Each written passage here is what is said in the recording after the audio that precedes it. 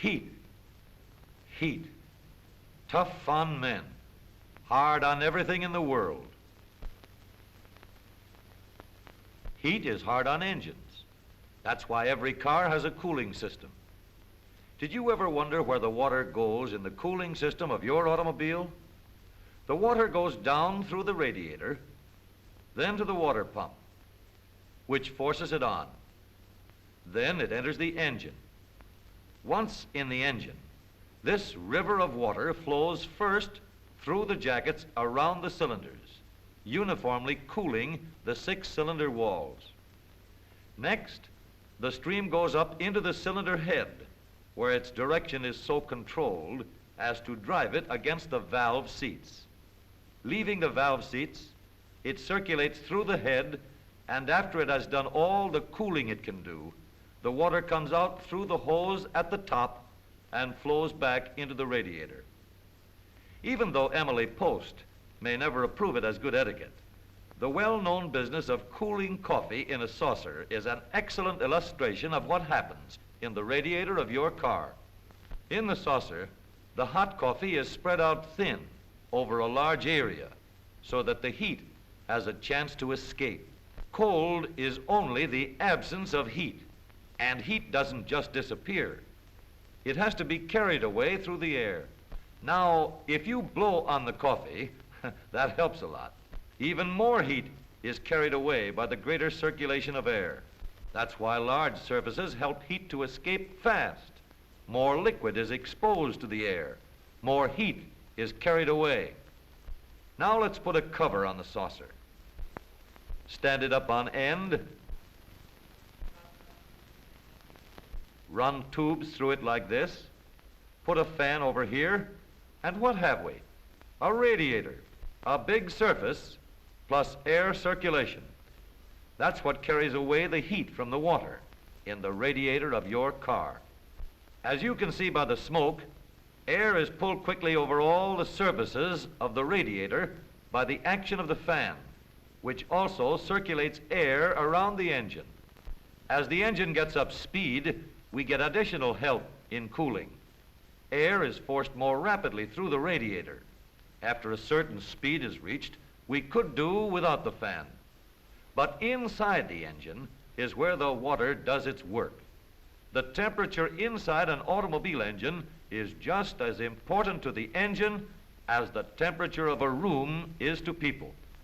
In an air-conditioned room, the temperature is ideal for human beings, pretty close to 70 degrees.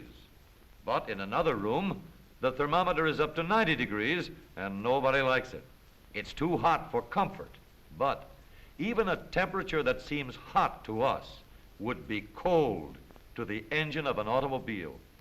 The temperature an automobile engine likes best isn't 70 degrees, nor 90, nor even 100. A gasoline engine likes 180 degrees best, summer or winter. And that's just the way the water is when it leaves the engine. Each part inside the engine has a particular temperature at which it operates best. In the water jacket, close to the cylinder wall, it's 212 degrees, just hot enough to boil water.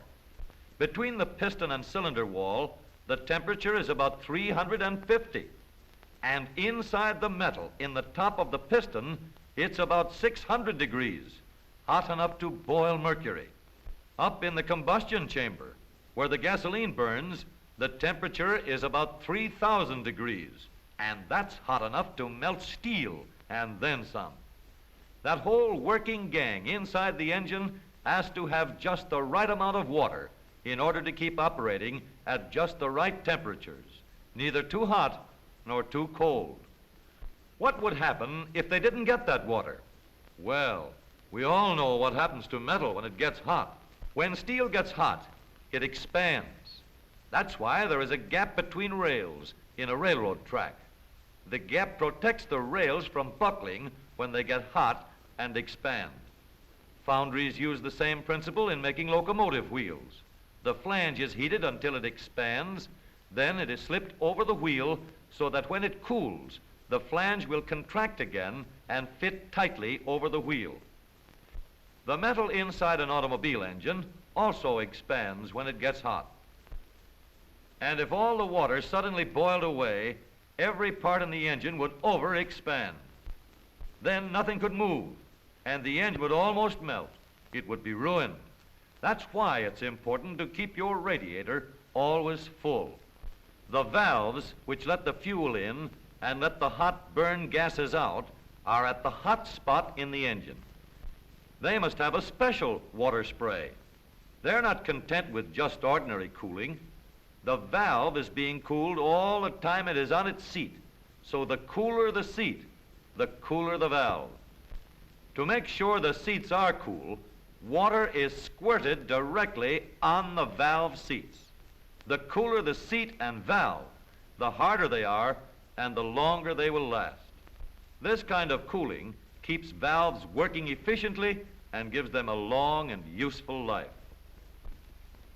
In the modern car, all the parts inside the engine get treated to a new kind of cooling. These water jackets run the full length of the cylinder, assuring uniform cooling over the full length of the cylinder wall. This also means that pistons are kept cooler, as they are always running against these cooler cylinder walls. Piston rings and pistons, properly cooled, keep in contact with the oil film on the cylinder walls. Oil temperature is kept down, cylinder bores remain truly round and straight. All parts run cooler.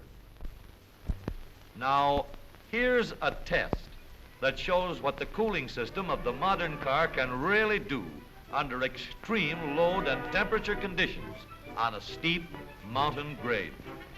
We're at the bottom of one of the longest, toughest hills in the country, the 9-mile hill between Clarkdale and Jerome, Arizona.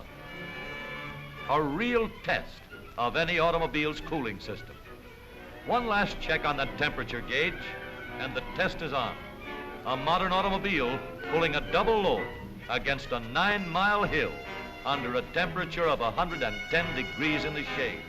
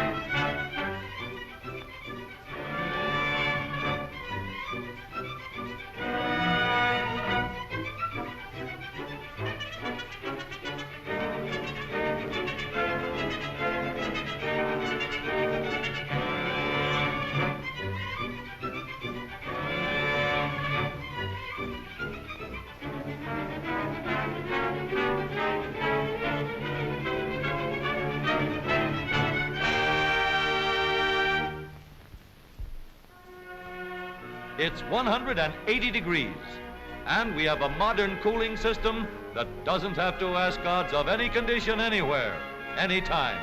It can always keep cool so long as the water boy comes around.